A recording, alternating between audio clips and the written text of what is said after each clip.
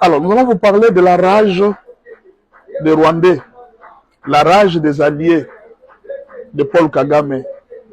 Beaucoup de gens m'ont posé la question et dit, mais pasteur, on a appris que le Qatar aussi et commence à se tourner contre nous, qu'est-ce qui ne va pas, les Qatar, même les Qatar, tout ça, est-ce que ce n'est comme les États-Unis sont derrière les Qatar, est-ce que ce n'est pas aussi les Américains qui se tournent contre nous?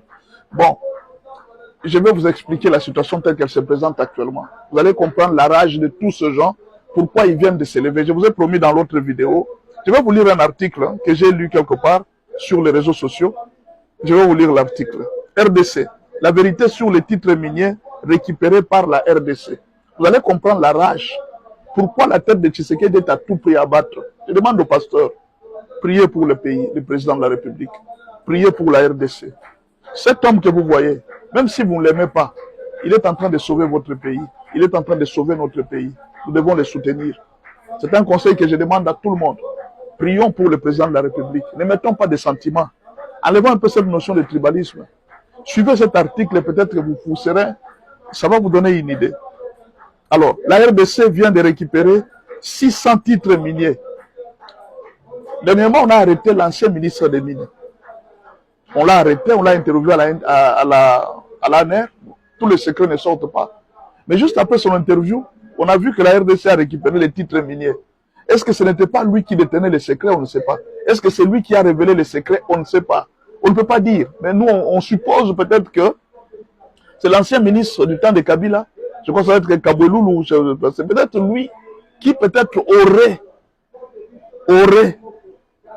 divulgué ou même cédé le plan. Vous comprenez? Et la RDC a pu récupérer plus de 600 titres miniers. On y va, on va lire. Ces titres miniers représentaient à peu près 600 km². Non, 31 600 km². Les titres miniers qui étaient déjà vendus, ça représentait 31 600 km². Je vais vous expliquer ce que veut dire 31 600 km². C'est l'équivalent de tous les territoires rwandais, plus une partie du Burundi. C'est-à-dire, si vous prenez le Rwanda c'est à peu près 27 000 km².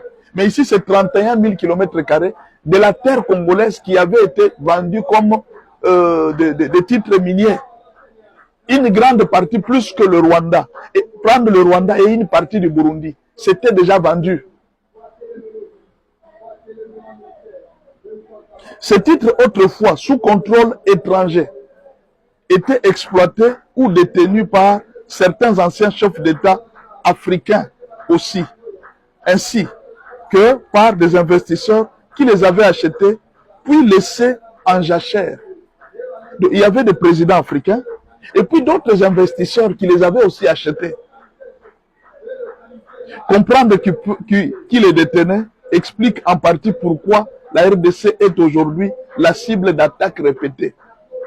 Donc si seulement vous cherchez à comprendre qui détenait ces titres miniers, c'est alors que vous allez comprendre tout ce qui se passe à l'heure actuelle. Vous êtes en train de voir, oh non, nous voulons libérer les Congos, nous voulons libérer les Congos. Ce n'est pas un problème de libérer les Congos. Le problème, c'est de libérer les 31 000 km² qu'on commence à exploiter gratuitement à vil prix. Les gens se sont enrichis et les gens s'enrichissent jusqu'à ce jour.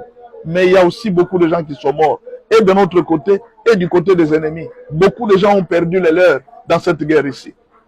Alors, nous allons vous citer quelques noms qu'on donne dans ce journal parmi les détenteurs identifiés. Suivez-moi très bien, vous allez comprendre cette guerre, d'où elle nous a menés. Regardez les détenteurs de ces carrés miniers. Je vous répète, ces carrés miniers représentent 31 600 km² qui étaient déjà partis. Que les autres, les étrangers, les présidents étrangers exploitaient. Et pourquoi pas les Qatar? Les Qatar qui aiment l'argent. Pourquoi pas? On va citer.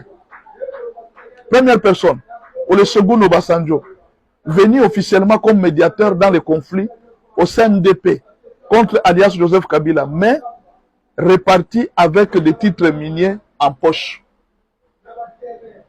2. Jacob Zuma, ainsi que d'autres anciens présidents des pays comme le Sénégal, vous comprenez? Des pays comme le Sénégal, le Gabon, le Cameroun ou la Guinée-Conakry, dont Alpha Condé, qui n'est plus président d'ailleurs, et tous avaient des carrés miniers en RDC. Vous allez comprendre la relation de Kagame avec tous ces présidents-là. D. Paul Kagame et plusieurs hauts gradés de l'armée rwandaise. Il faut rappeler que l'avidité ne se limitait pas aux mines. Non, ce n'était pas seulement les mines. Au Massissi, par exemple, la majorité des grandes fermes appartiennent à des responsables militaires rwandais. Au Massissi, la majorité des grandes fermes appartiennent à des responsables militaires rwandais. Et pendant ce temps, ils vous disent que la RDC, c'est le pays de la merde. Leur président ne fait rien. Mais ils gagnent leur vie en RDC. Ils vivent de la RDC. C'est en fait ce qu'on est en train de vous faire voir, vous les Congolais, que vous n'aimiez pas votre pays et que les autres vivent de votre pays. Et vous, vous êtes d'accord, ouais, laissez-les venir, laissez-les venir. Vous ne comprenez rien. Ces gens vous montrent que vos présidents, vos chefs ne vaut rien. Ils sont en train de vous tromper.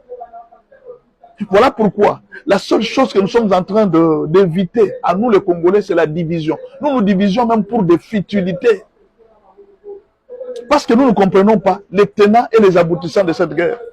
Pendant qu'eux profitent de nos terres, ils profitent de nos minéraux, nous sommes là en train de nous diviser pour des futilités. Croyant que quand ces gens vont venir, ils vont nous donner un peu. Ils ne vous donneront rien, rien du tout. Rien. D'ailleurs, s'ils viennent, ils peuvent même vous tuer. En réalité, sous le mandat de Joseph Kabila n'agissait que comme un gouverneur de la RDC, laissant une partie considérable des richesses nationales entre les mains des étrangers. C'était ça. Alors, Martin Kabouloulou a coopéré. C'est le journal qui dit ici. Martin Kabouloulou a coopéré. Au début, Sassou Nguesso faisait transiter les minéraux congolais par son pays. Vous comprenez? Il faisait transiter les minéraux congolais par son pays pour ensuite les vendre et en partager les bénéfices avec le Rwanda. Vous voyez? Mais alors, pourquoi alors Denis Sassou Nguesso va vous aimer? Alors que vous venez d'arracher le beefsteak dans sa bouche. Pourquoi les autres présidents vont vous aimer? Vous comprenez maintenant pourquoi toutes les guerres qui se passent en RDC, on ne vous aime pas, personne ne vous appuie. C'est que chacun trouvait son compte dans cette guerre.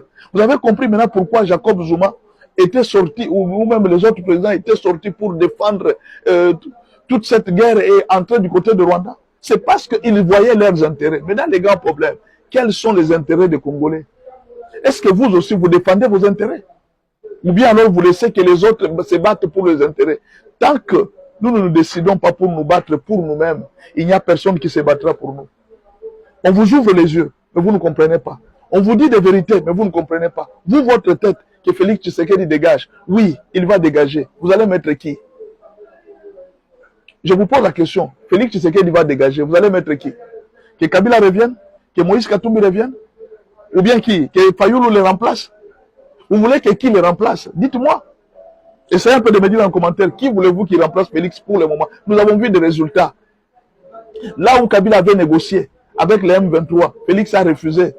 Et nous sommes en train de plus en plus d'aller récupérer nos terres. Avec ces deals américains, nous pouvons récupérer nos terres. En dehors de ces trahisons que nous sommes en train de connaître par l'armée et par-ci, par-là. Les Ouazalendo qui hier étaient traqués, tués par tous les moyens. Aujourd'hui, ce sont les héros de ce pays. Et Félix les a rendus ainsi. Il dit ce sont des héros de ce pays. Mais vous voulez, si le président Félix Tshisekedi avait l'intention de récupérer les minéraux, de récupérer les richesses, ou même, comme vous le dites là, le président Félix Tshisekedi c'est un voleur, tout ça, mais dites-moi, s'il a besoin aujourd'hui de coopérer, il a besoin aussi de gagner les richesses. Pourquoi lui aussi ne peut pas dire, il dit, bon, écoutez, Kagame vient ici, Kabila vient ici, nous allons nous battre, nous allons mettre les carrés miniers, nous tous, nous allons nous partager, comme ça, on laisse ces peuples, comme ça, dans l'aveuglette, tout ça. Il peut le faire. Qu'est-ce qui l'empêche qu'il puisse le faire? S'il veut vraiment l'argent, il peut les gagner aussi comme les autres présidents les gagnent. Il peut aussi s'acheter des carrés miniers, il se partage les intérêts avec les autres présidents. Les autres présidents les ont fait, l'ont fait. Pourquoi lui ne peut pas le faire? Mais pourquoi il refuse? S'il a besoin de voler l'argent du pays, comme vous dites, c'est un voleur. Mais là où il peut même voler, c'est à l'Est. Il suffit juste qu'il décide, il dit à Kagame, il dit, bon, je me soumets à toi, nous allons nous partager les intérêts. Mais c'est fini. Il aura beaucoup d'argent et beaucoup de richesses. Il deviendra milliardaire pour lui-même. Mais quelqu'un met sa vie en danger pour se battre pour vous. Vous continuez encore à l'injurier et à le maltraiter. Même Dieu ne sera pas favorable pour ce que nous sommes en train de faire. Faisons attention, ayons du respect pour